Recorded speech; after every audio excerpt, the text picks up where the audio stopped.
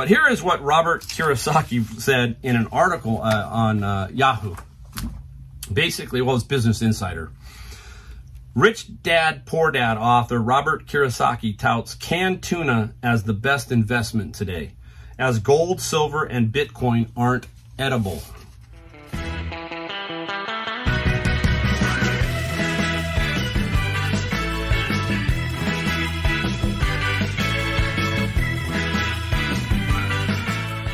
Hey everybody, Mike, Golden State Picker in the garage with a video today, but this video is not about what we found, not about what we sold. It's about reselling and the economy and what we can do as resellers to pound through the inflation and the high interest rates that are coming, stuff like that. We have to get ahead of this. And there's a way that I feel you can get through that. There's no secret pill, there's no secret formula. But there is a way to think about it, and also a way as resellers that we can make a difference, okay? So that's what we're going to talk about in the video, and hopefully we'll give you some positive stuff to take from here, because the world is full of negativity, right? Especially the news media. Those guys are pumping out negative articles like it's going out of style. Today I told my friend, I said, it seemed like every article I was reading today was like doom and gloom. It was like cryptocurrency, recession. Every word that you could think of was horrible. It was just like, just driving you up the wall. And that's what we got to do. Are you listening, right? We have to listen. But at some point, we also have to say, okay, enough's enough. I kind of understand what's going on. I don't need to know it, 24/7.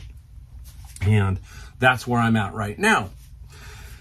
And what we got to do is we got to find a way to punch through inflation. And we're going to talk about that in a second and hopefully give you some tips and something to motivate you. But first off, I just wanted to give you a funny quote here. I got to reach for it. I left it over here. Oh, wait a minute. Yeah, I left it. Here it is. I got it. I found it. How many of you guys know who Robert Kiyosaki is? I'll give you a second. Rich Dad, Poor Dad. Okay. Now, if you're a reseller, you probably have found one of his games, which is Cash Flow, right? Cash Flow, the game, if you find them sealed, they can go for, I think now they're only about $60, $70. They were going for higher, but I always wanted to find a Cash Flow game. I remember the first one I found was at a church for $5. I was off the charts. I always wanted to find one, and I found one. Then I found several more. Cash Flow. But here is what Robert Kiyosaki said in an article on Yahoo. Basically, well, it's Business Insider. Rich Dad, Poor Dad author Robert Kiyosaki touts canned tuna as the best investment today, as gold, silver, and Bitcoin aren't edible. The Rich Dad, Poor Dad author warned soaring food prices could lead to starvation. Basically, he's talking about the world, not us, it's starvation, but parts of the world are going to struggle here, and that's coming up, folks. That is the next little wave, is this food issue. Once it starts to work its way through the system, that's going to be horrible. But basically what he's saying here is there's nowhere to hide. There's nowhere to hide investment-wise, money-wise. It's pretty darn tough out there, right? It's brutal. One area that is good is cash. Cash is good. Cash is good sometimes. Cash is king. You hear some of that stuff. So he's saying what everybody else is kind of saying, that things are just in the dumper. Now, what has happened here is America has a mentality. We always seem to do everything in excess. It's just never, it's either way up here or way down here. It doesn't seem to be level anymore. It's like the political parties, right? It's so volatile, up, down, so sharp.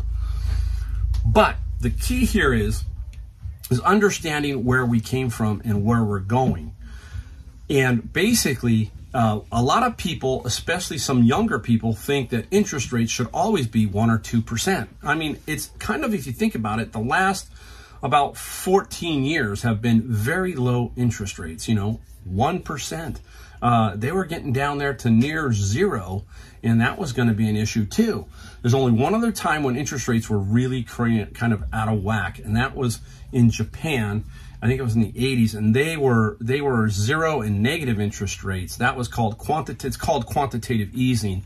I love the words they come up with, right? Basically, it's let's throw money into the system, you know, and let's see what happens, basically. So 2008 comes along, and our financial markets just about collapsed. It was really bad. Lehman Brothers went under, all that kind of stuff. The Fed stepped in, and people who think the Fed are part of the federal government are wrong. The Fed is its own entity. Basically, it's in charge of our money supply. We can talk about all that kind of stuff in another video. But basically, the Fed has stepped in 2008, started pumping money in because they had to keep this thing going. If we don't, if we're going to lose a lot more, you know, banks, we're going to lose a lot of things, right? So they pump money in. Interest rates are down now really low. I'll show you a chart. You can see the chart. There was only a little bit of a spike. I can't think, it was about 2005 or 7 or something like that. And then back down again. So we've been floating around 0%. How many times have we seen 0% car loans, home mortgages at 2 and 3%, all of that kind of stuff, okay? So for 14 years, we've been used to this. And we're thinking, wow, this is great, right? There's a caveat. That means that they've been putting money into the system, and the system is $30 trillion in debt. And that's crazy. Now, some people are going to scream at me for this one, but there was a certain, and then everybody comes back and says, hey, well, if we would have had, you know, Joe Biden's policies put in, where remember the famous Joe Manchin? What did Joe Manchin do? He said, no, we can't put any more money into the system. It's turning out that Joe was right. He knew that this was going to, if you put more in, it's just going to get worse. So he put the thumbs down on it, okay? And he gets a lot of heat for that. But the system is awash in money. We now know that because the Fed is tightening. And the Fed is taking and tightening interest rates. So the American mentality right now is freaking out. It's like, oh my gosh, what's going on?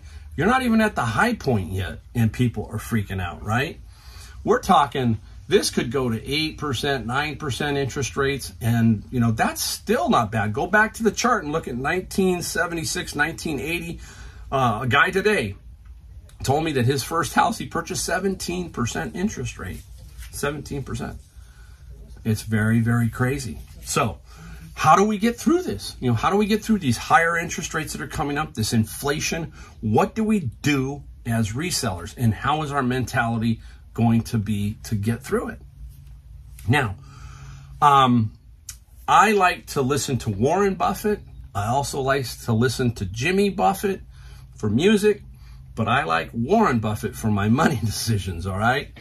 And I know a lot of people, some people go, oh, Warren Buffett, right? But you cannot knock Warren around because he's got a long-term track record of being pretty successful.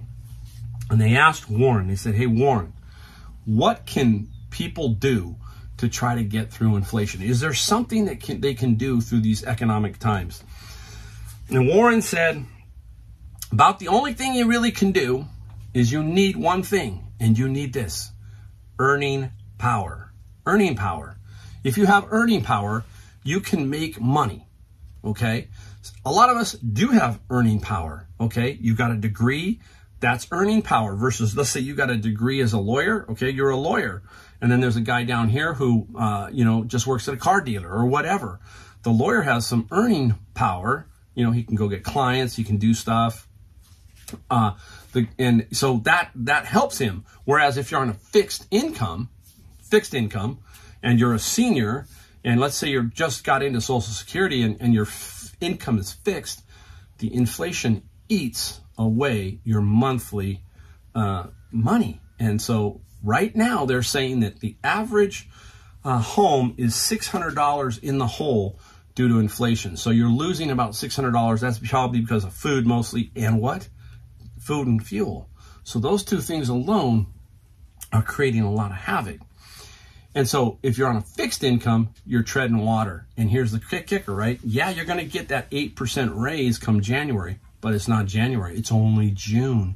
You still have 6 more months to go through this before you get a raise for your Social Security or your fixed income. And that's not going to be enough. So how do you combat it? Earning power. As resellers, guess what we have? We have it. We have earning power because we can make as much as we want. We just have to figure out a way to make that money.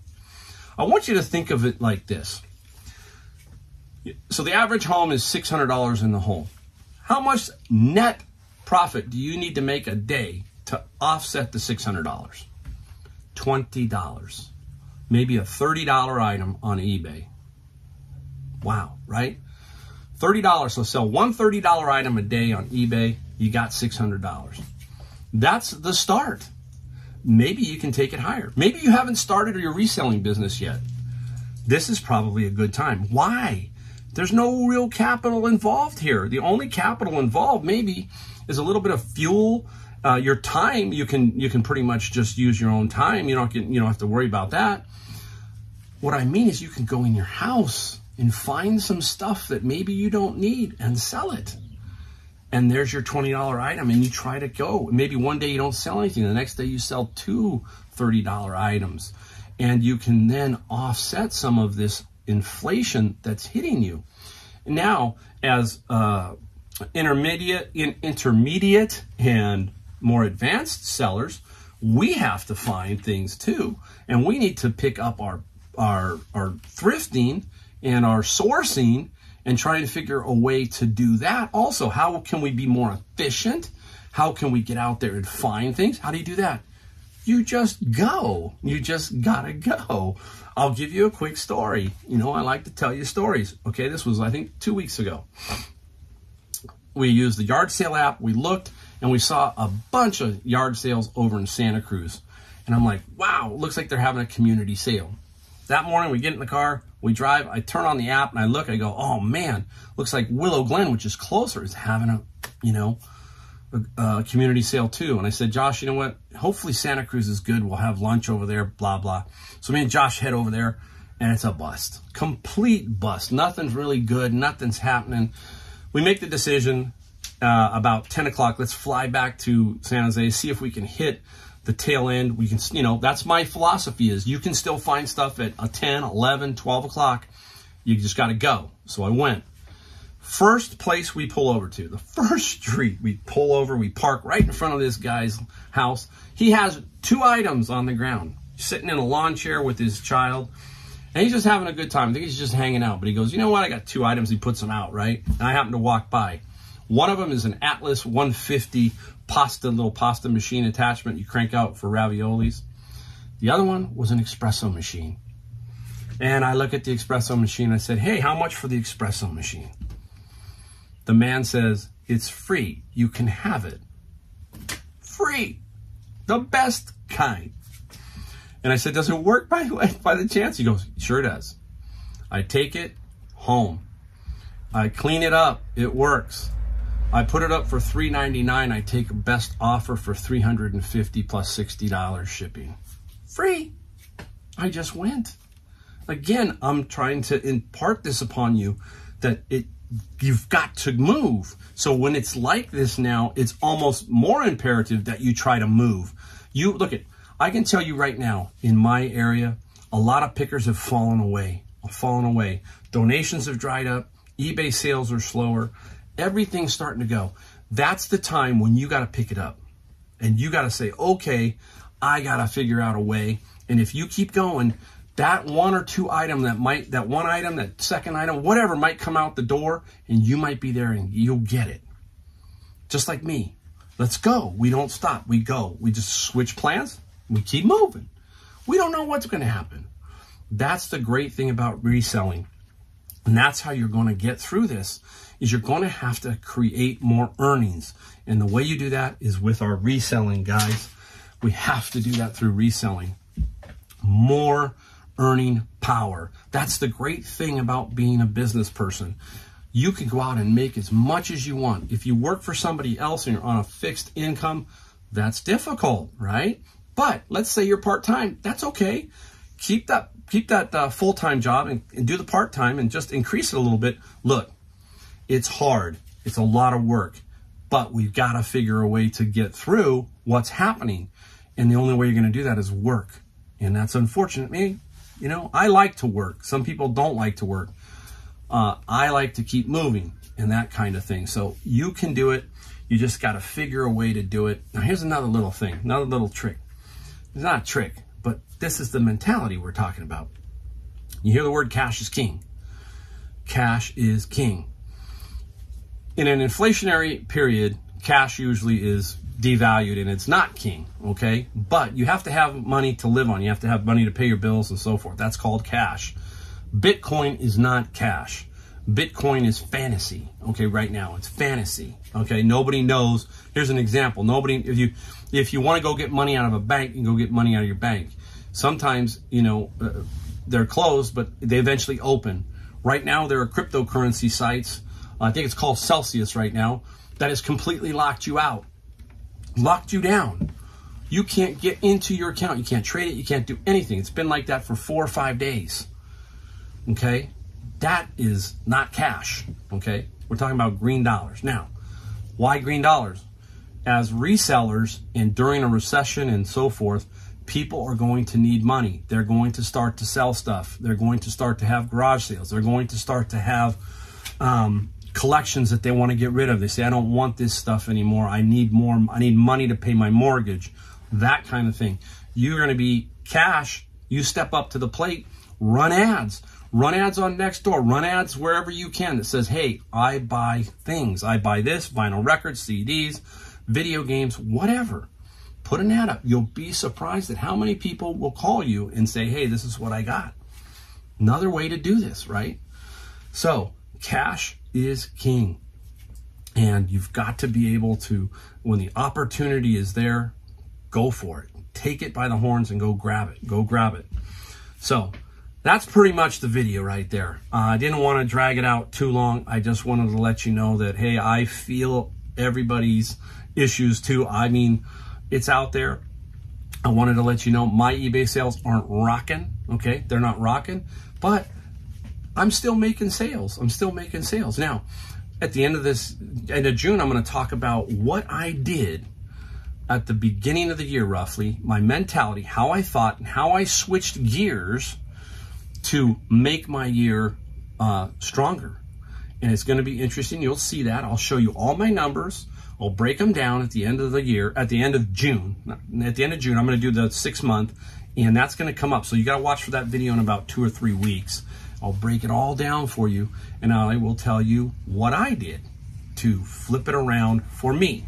All right, guys. Hey, I will see you in the next video. So hang tight, be strong. See you next time.